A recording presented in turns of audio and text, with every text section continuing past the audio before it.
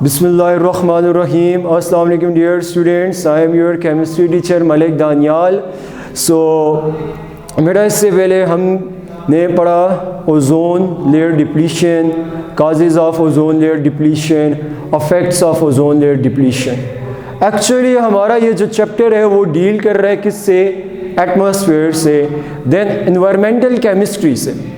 Overall हम पढ़ रहे हैं एनवायरमेंटल केमिस्ट्री. फिर एनवायरमेंटल केमिस्ट्री के आपकी इस बुक में 2 सेक्शंस बने हुए हैं. One is about the water and one is about the atmosphere.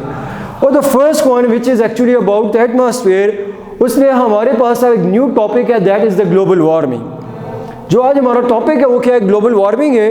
तो global warming is a familiar term. इससे पहले आप इससे फेमिलियर हैं कि ग्लोबल वार्मिंग क्या है. एक्चुअली आसान अल्फाज में ये जो दुनिया का टेम्परेचर इंक्रीज़ हो रहा है, ज़मीन का जो टेम्परेचर इंक्रीज़ हो रहा है, ये क्या एक्चुअली ग्लोबल वार्मिंग है.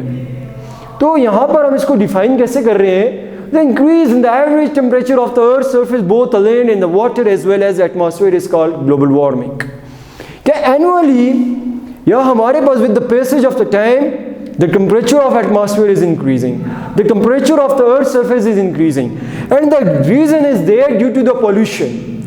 Actually we are dealing with the air pollutants in this chapter. You are dealing with the pollution and the pollutants.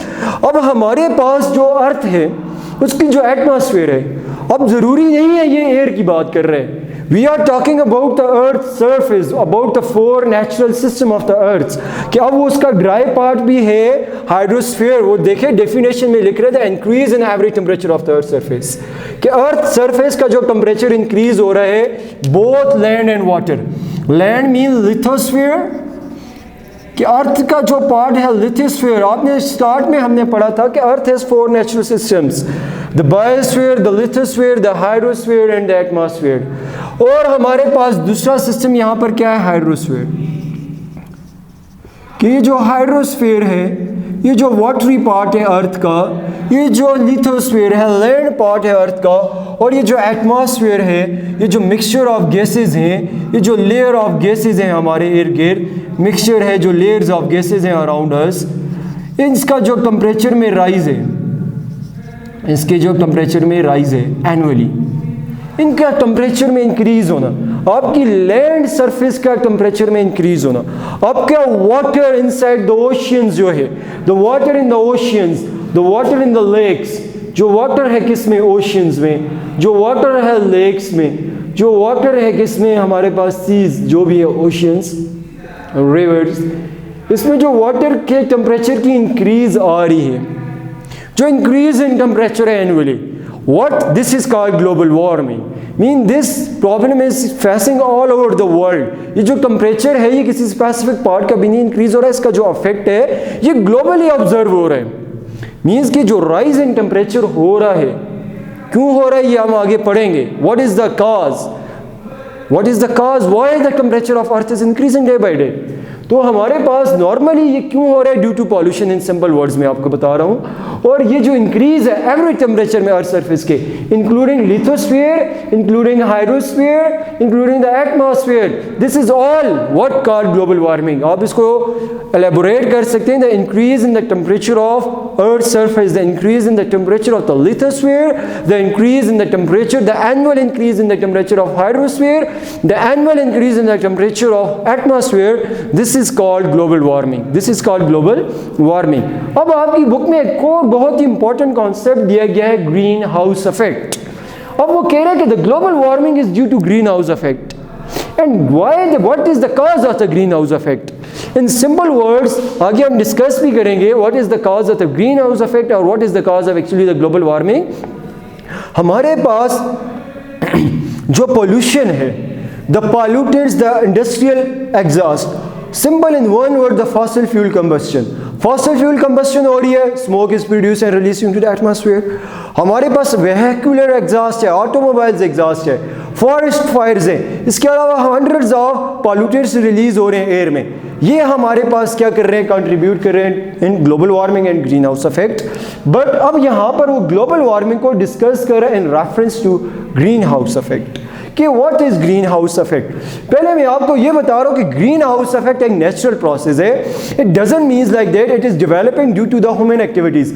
It is a natural process in which the temperature of the earth surface is increased. कह रहे हमारे पास greenhouse effect एक normal natural process है। होता ये है कि हमारी अर्थ सरफेस और earth surface consist of blanket of air around us. हमने पहले पढ़ा था कि जो हमारी अर्थ सरफेस है ये क्या कर रही है, it consist of blanket of air around us. इसके इर्द गिर्द हमारे पास एक एयर का मिक्सचर क्या है, गैसेस का मिक्सचर है। अब होता ऐसे है कि जब रेडिएशंस, मैं आपको पहले नेचुरल बता रहा हूँ, फिर मैं आपको ये इसके विद रेफरेंस टू दिस बताऊंगा कि हमारे पास ग्रीन हाउस इफेक्ट क्या है। कह रहे कि it is a natural process there warms the earth surface and increase the temperature of earth. पहला ये क्या है, कह रहा है कि ये नेचुरल प्रोसेस है और करता क्या है, ये अर्थ सरफेस के टेम्परेचर को इंक्रीज कर रहे हैं। कैसे इंक्रीज कर रहे हैं कि when sun energy reaches the earth surface, कि वो एटमॉस्फेयर को मिक्सचर ऑफ गैसेस को जब वो क्रॉस करती है sun radiations. Sun radiation consist of UV radiations and visible radiations. जब सन से नेचुरली ये रेडिएशंस आ रही हैं और ज़मीन पे पहुंच रही हैं, ज़मीन पर वो पहुंच रही हैं, वो आपके ओशंस पे भी स्ट्राइक कर रही हैं, वाटर सरफेस पे भी स्ट्राइक कर रही हैं। एट द सेम टाइम वो एयर के आपकी एटमॉस्फेयर से भी इंटरेक्शन कर रही हैं यहाँ पर, और यहाँ पर वो लैंड पार्ट से भी इंटरेक्शन कर रही हैं।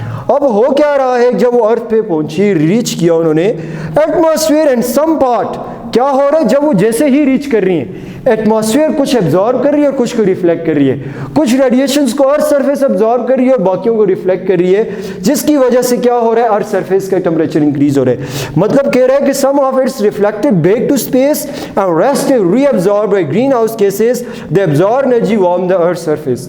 नेचुरली क्या हो रहा है, ग्रीन हाउस इफेक्ट क्या है कि हमारे पास इसको हम डिवाइड कर रहे हैं 6 स्टेप्स में। फर्स्ट स्टेप क्या है कि फ्रॉम द सन, पहले मैं इसको विद रेफरेंस टू नेचर बताऊंगा नेचुरली कैसे हो रहा है। अब हमारी अर्थ सरफेस पर हमारी मिक्सचर ऑफ जो गैसेज है, एयर है, उसमें 4 स्पेशल गैसेज हैं। They are actually what, NO2 nitrogen dioxide, CO2 carbon dioxide, CH4 methane gas, और हमारे पास जो चौथी क्या है वो ओजोन है। वो क्या है, ओजोन।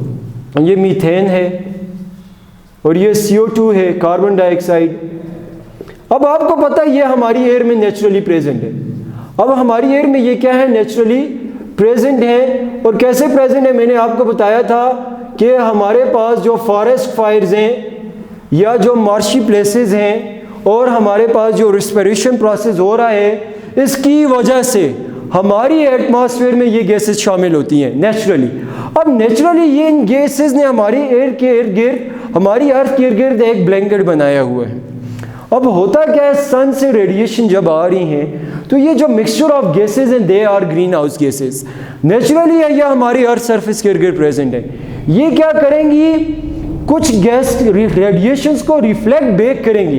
क्या करेंगी, फर्स्ट स्टेप में क्या होगा, radiation reaches the earth surface, absorb and radiated back, कि कुछ तो हमारी अर्थ सरफेस पे पहुंचेगी, कुछ जमीन पर पहुंचने से पहले ही उनको रेडिएशंस क्या हो जाएंगी, बाउंस बैक हो जाएंगी due to the mixture of gases there.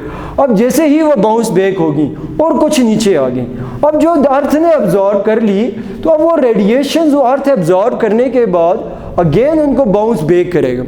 अब वो कुछ रेडिएशन अगेन स्पेस में दोबारा बाउंस बैक होंगी, री रेडिएट होंगी। अब जब वो री रेडिएट होंगी तो ये जो मिक्सचर ऑफ गैसेस है, ये जो क्या करेगा, इन रेडिएशंस को ट्रैप करेगा। अब इन रेडिएशंस को ये बाहर नहीं जाने देगा। ये जो रेडिएशंस हमारे पास वापस जा रही हैं, स्पेस में वापस जा रही हैं, ये क्या होंगी, अब ये जो नीचे आ चुकी हैं, अब यहाँ जाने के बाद इनको ये अलाउ नहीं करेगा बाहर जाना।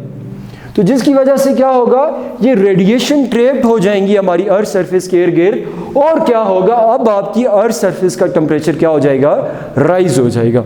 ये एक नेचुरल प्रोसेस है जो मैंने आपको आसान अल्फाज में बताया। वो कह रहे हैं कि अगर ग्रीन, अब हमारी अर्थ का जो नॉर्मल टेम्परेचर हो 15 डिग्री सेल्सियस है, अगर ये नॉर्मल प्रोसेस ना हो रहा हो तो हमारी अर्थ का टेम्परेचर क्या हो जाए, -18, and the earth will not a fit place to live, और would be not a fit place to live in. इसके ऊपर जो रहने का जो हमारा मकसद है, सॉरी, रहने के लिए ये काबिल ना रहे, क्योंकि ये बहुत ज़्यादा ठंडी हो। -18 इज़ वेरी स्मॉल टेम्परेचर, ये बहुत ठंडा है, इसमें आप हमारी क्या है -1 पे तो क्या वाटर फ्रीज हो रहा है, तो this is not a fit place to live. अगर ये नेचुरली ग्रीन हाउस इफेक्ट ना हो रहा, मतलब रेडिएशन आ रही हैं और क्या हो रहा है, they are absorb, rebounced, some are reflected. जब वो रिफ्लेक्ट हो रही हैं तो वो आपकी जो अर्थ एटमॉस्फेयर है उनको वापस नहीं जाने दे रही, उसने उनको क्लैम्प कर लिया है, और जिसकी वजह से क्या हो रहा है, अर्थ का टेम्परेचर इंक्रीज हो रहा है। बट कह रहे हैं नाओ, अब क्या हो रहा है कि अब यहाँ पे ह्यूमन एक्टिविटीज़ जब इन्वॉल्व होगी, कि ये जो ग्रीन हाउस गैसेज हैं NO2, CO2, CH4, O3, ये जब ह्यूमन एक्टिविटीज़ से क्या हो रही हैं, शामिल हो रही हैं किसमें, हमारे पास अर्थ एटमॉस्फेयर में, तो डिस्कस करते हैं कि अब ये क्या करेंगी। स्टेप 1 से चलते हैं। स्टेप 1 क्या है कि radiation reaches the earth surface. Earth surface पे आई, ये रेडिएशन अर्थ सरफेस पे स्ट्राइक किया इसने, and some of them is absorbed, ये अब्जॉर्ब होगी, but some of them are reflected from atmosphere, and some of them are reflected from sea water, and some of them are reflected from sea water. ये absorb भी होगी, reflect back भी होगी। At the same time ये radiations हमारी earth surface में absorb होगी, और अर्थ के और वाटर के क्या कर रहा है, ये टेम्परेचर को इंक्रीज कर रही हैं। क्या कर रही हैं, इंक्रीज कर रही हैं। स्टेप 2 में क्या होगा, यहाँ पर देखिए मैंने लिखा कि रेडिएशन जैसे ही अर्थ सरफेस पे आई वो क्या होगी, एब्जॉर्ब होगी। अब हमारे पास कुछ रिफ्लेक्ट होगी, बट अब हमारे पास स्टेप 2 क्या है। स्टेप 2 ये है कि radiations are absorb by the oceans and the lands for heating the earth. ये नेचुरली प्रोसेस हो रहा है कि वो रेडिएशंस आ रही हैं, एब्जॉर्ब हो रही हैं और रिफ्लेक्ट बैक हो रही हैं, और कुछ क्रैप हो रही हैं, बट कह रहे हैं एट द सेम टाइम ये रेडिएशंस क्या हो रही है, reflect back. The in step 3 these radiations are, heat is radiated from earth surface towards space, from earth surface towards space. जैसे ही वो टुवर्ड्स स्पेस जा रही हैं, जैसे ही वो टुवर्ड्स द स्पेस जा रही हैं, तो यहाँ पर क्या हो रहा है, these radiations are again trapped, कि कुछ तो वापस जा चुकी, वो नीचे आई, कुछ एब्जॉर्ब होगी, कुछ आने से पहले रिफ्लेक्ट बैक होगी, और कुछ आगे रिफ्लेक्ट हुई।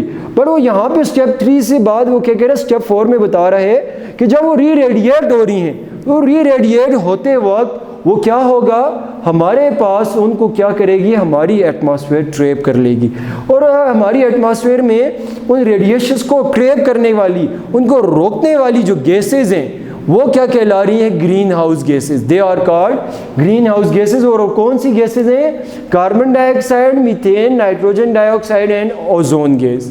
अब क्या हुआ, ये जो रेडिएशन स्केप हो रही थी वो यहाँ पर ट्रैप हो गई है, this is not allowed to escape. वो जो बाहर जाएगी, अब उसको बाहर नहीं जाने दिया, उस रेडिएशन को बिटवीन एटमॉस्फेयर लेयर और अर्थ सरफेस के दरमियान में वो ट्रैप हो गई हैं। जब वो दरमियान में ट्रैप हो गई है, वो अर्थ सरफेस पे उसको अलाउ नहीं किया जा रहा बाहर जाने से, वो उसको ये मिक्सचर ऑफ गैसेस अलाउ नहीं कर रही मूव करना बाहर, तो ये हीट ट्रैप होगी अराउंड द अर्थ सरफेस, जिसकी वजह से क्या हुआ है कि कह रहे हैं कि the sum of heat is trapped by the green house gases and atmosphere and warms the earth surface.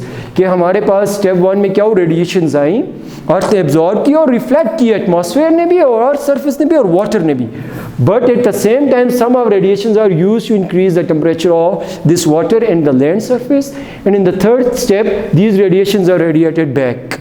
At the same time, at the time of radiation, re-radiation, these radiations are bounced back by these mixture of gases. These greenhouse gases, they are bounced back. वो वापस नीचे भेज दी जाती हैं, वो trap हो जाती हैं, और क्या कर रही हैं, increasing your earth surface temperature. तो यहाँ तक क्या हो रहा है, आपका ग्रीन हाउस इफेक्ट का प्रोसेस कंप्लीट हो रहा है। अब कह रहे हैं कि इसका काज क्या है। स्टेप 5 में हम डिस्कस कर रहे हैं काज। मैंने कहा वो तो नेचुरल प्रोसेस है कि जिसकी वजह से आपके पास ये गैसेज ऑलरेडी प्रेजेंट है, बट जब आपके पास ये human activities, automobiles, industrial exhaust, आपके घरों से चिमनी से निकलने वाला स्मोक हमारे पास जब शामिल होता है एयर में, तो क्या हो रहा है ह्यूमन एक्टिविटीज़ की वजह से, फासिंग। ह्यूमन एक्टिविटीज़ कौन कौन सी हैं, डिफॉरेस्टेशन, ये मैंने नहीं लिखी, डिफॉरेस्टेशन से, बर्निंग ऑफ फॉसिल फ्यूल से, लैंड क्लीनिंग से, ऑटोमोबाइल एग्जॉस्ट से हमारे पास इंक्रीज ग्रीन हाउस गैसेज। ये जो प्रोसेसेस हैं ये क्या कर रहे हैं, इंक्रीज कर रहे हैं किसको, ग्रीन हाउस गैसेज को। और जब हमारी एयर में ग्रीन हाउस गैसेज ज़्यादा होंगी तो क्या होगा, ये वाला प्रोसेस ट्रैपिंग ऑफ एयर ज़्यादा होगी, जब हमारे trapping of energy, trapping of radiation. यहाँ पर ये देखें मैंने वहाँ पर एक कॉर्नर में सन बनाया, ये इसका मतलब ये नहीं कि वो सब कॉर्नर में है, रेडिएशन तो ज़मीन पे फॉल कर रही हैं, तो यही वाला प्रोसेस हो रहा है, रेडिएशन आ रही हैं, एब्जॉर्ब हो रही हैं, बाउंस बैक हो रही हैं, और वो हमारी बिटवीन एटमॉस्फेयर और अर्थ सरफेस के ट्रैप हो रही हैं, और वो क्या कर रही हैं, इंक्रीज कर रही हैं किसको, अर्थ टेम्परेचर को, वाटर के टेम्परेचर को, लैंड के टेम्परेचर को, एटमॉस्फेयर को टेम्परेचर को। और ये चीज़ हमारे पास क्या कह रहा है, this is the trapping extra heat and causing the earth surface to rise, and this is called what, global warming. This is a very easy topic. अब हमारे पास आ जाएं जी, what are the effects of the global warming. ये तो हो गया ग्लोबल वार्मिंग क्या है, ये आपने बिल्कुल डिटेल एग्जांपल एक इसकी डायग्राम देख ली कि मैं इसको सम अप करता हूँ। स्टेप 1 रेडिएशंस आई, एब्जॉर्ब हुई, रिफ्लेक्ट, बाउंस बैक हुई। कुछ रेडिएशन स्टेप 2 में आपकी अर्थ सरफेस आपके वाटर के टेम्परेचर को इंक्रीज करने के लिए यूज हुई। फिर क्या हुआ, जो रेडिएशन है eight the same time bounce back हुई स्टेप 3 में। अब जब वो बाउंस बैक हुई किसकी तरफ, ऊपर स्पेस की तरफ री रेडिएट की अर्थ ने, तो क्या हुआ आपकी जो आप वो ग्रीन हाउस गैसेस का ये जो मिक्सचर है, ये जो CO2 यहाँ है, ये जो NO2 यहाँ है, जो यहाँ पर O3 है, यहाँ पर वो ये जो मीथेन गैस है, इसको अलाउ नहीं कर रही वरना बाहर। Now they are trapped, so this results in the increase of earth temperature. और फिर यहाँ पर हमने इसको काज को डिस्कस किया, और इसकी वजह से हमारे पास अर्थ का टेम्परेचर अब इंक्रीज हो गया नॉर्मल टेम्परेचर से। सो this is called what, global warming, and this is actually called green house effect. This process क्या है, this is actually called greenhouse effect, and due to greenhouse effect, due to increased greenhouse effect, the earth temperature is rising, and this rise in temperature is called global warming. Okay, now coming towards the effects of global warming. Effects of global warming में हमारे पास सबसे पहले लिख रहा है desertification. So what is desertification, mean क्या, बेबां हो जाना किसी चीज़ का, डेजर्ट्स का क्या बन जाना। अब देखें हो क्या रहा है, हमारे पास ग्लोबल वार्मिंग की वजह से रेन और वाटर साइकिल का पैटर्न चेंज हो रहा है। अब जिसकी वजह से हमारे पास रेन कम हो रही है, या कुछ एरियाज में रेन बहुत ज़्यादा हो गई है, या कुछ एरियाज में रेन का रेट बहुत कम हो गया है। अब वो एरियाज जिसमें रेन नहीं हो रही, तो वहाँ क्या हो रहा है, डिजर्टिफिकेशन, सहरा बन रहे हैं, वहाँ पे क्या हो रहा है, उसमें वीराना वहाँ पे हो रहे हैं, वहाँ पे जंगलात ख़त्म हो रहे हैं, वहाँ पे नबातात नहीं उग रहे। When there is no vegetation then there will be deserts, then there will be desertification. When there is no rain there is no vegetation, जिसकी वजह से हमारे पास क्या हो रहा है, वेजिटेशन पैटर्न ख़त्म हो रहा है, हमारे पास जंगलात भी ख़त्म हो रहे हैं, दरख्तों के पौधों का उगना ख़त्म हो रहा है, और हमारे पास डिजर्टिफिकेशन क्रिएट हो रही है। एट द सेम टाइम हमारे पास दूसरा फैक्ट है जो ग्लोबल वार्मिंग का, increase in melting of ice and snow. कह रहे हैं कि millions of square mile snow is misplaced. Antarctica और आर्कटिक रीजन ने नॉर्थ और साउथ पोल में आर्कटिक और अंटार्कटिका में क्या हो रहा है, हमारे पास जो ग्लेशियर्स थे वो क्या हो रहे हैं, पिघल रहे हैं। क्यों? क्योंकि अर्थ का टेम्परेचर ही राइज हो गया है, तो जिसकी वजह से rise in temperature results in the melting of glaciers and snow caps, तो जिसकी वजह से हमारे पास क्या हो रहा है, फ्लडिंग का चांस इंक्रीज हो रहा है। उसके बाद हमारे पास जो नेक्स्ट इफेक्ट है, सी लेवल राइज। अब जैसा कि मैंने अभी आपको इस पॉइंट में बता दिया, जैसा कि हमारे पास समुद्रों के पानी का सोर्स क्या है, दरियाओं के पानी का सोर्स क्या है, ग्लेशियर्स एंड आइस कैप्स। जब उनकी मेल्टिंग ज़्यादा होगी तो obviously the level of the rivers and the levels of sea is rising, because के वाटर लेवल क्या हो गया, इंक्रीज हो गया। अब ये rise in water level results in what, the level of increase in the level of oceans and seas, कि हमारे पास सी लेवल राइज हो रहा है, ओशन लेवल राइज हो रहा है। अब जैसा कि मैंने कहा कि ग्लोबल वार्मिंग क्या है, अर्थ का टेम्परेचर के साथ साथ पानी के टेम्परेचर का राइज। अब जब पानी का टेम्परेचर राइज हो रहा है तो थर्मल एक्सपेंशन ऑफ वाटर हो रहा है, और क्या हो रहा है, हमारे पास सी लेवल राइज हो रहा है। अब जो लास्ट इफेक्ट है, स्ट्रॉन्गर साइक्लोन्स एंड स्टॉर्म्स, जब इंक्रीज होगी फ्रीक्वेंसी ऑफ स्टॉर्म, अब विंड पैटर्न चेंज हो रहा है due to global warming. At the same time जब सी लेवल का राइज ज़्यादा हो गया है, तो उसकी वजह से क्या हो रहा है, आपके जो समुद्री तूफान है उनकी फ्रीक्वेंसी भी ज़्यादा होगी, और eight the same time frequency of storms भी ज़्यादा होगी। इसके अलावा जो आप ग्लोबल वार्मिंग के इफेक्ट्स को कह सकते हैं, इंक्रीज इन फ्लडिंग या increase in the death of animals. जब फ्लडिंग ज़्यादा होगी तो डेथ ऑफ एनिमल्स भी होगी। So in summing up, so this is all about what the global warming and the greenhouse effect. Hopefully you understand it. If you have any queries you can ask. Allah Hafiz. Thank you.